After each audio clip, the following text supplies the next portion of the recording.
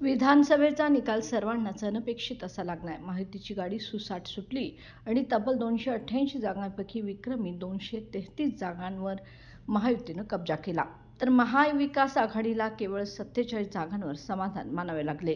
अशा अनपेक्षित लागलेल्या निकालामुळे विरोधी पक्षाच्या अपुऱ्या आमदारांमुळेच पहिल्यांदाच विधानसभेमध्ये विरोधी पक्षाचा नेता नसणार आहे. विधानसभेत एलओपी नसण्याची ही 6 दशकातील पहिलीच वेळ आहे. विधानसभेत 288 जागांचे संख्याबळ असताना विरोधी पक्षनेता होण्यासाठी किमान एका विरोधी पक्षाकडे 28 आमदार असणे आवश्यक आहे. सध्याच्या परिस्थितीत काँग्रेसकडे 16, राष्ट्रवादी शरद पवार गटाकडे 10 आणि शिवसेना उद्धव बाळासाहेब ठाकरे पक्षाकडे 21 जागा आहेत, ज्या आवश्यक जनादेश पूर्ण करत नाहीत.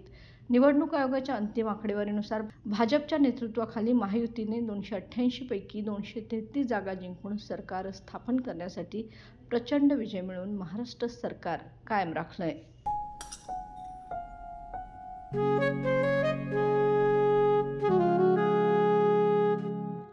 बाबा, आज येताना बासुंदी घेऊन या ना.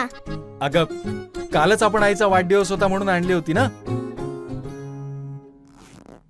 ऐकलं, गोकुळची बासुंदी पुन्हा खावीशी वाटतेय.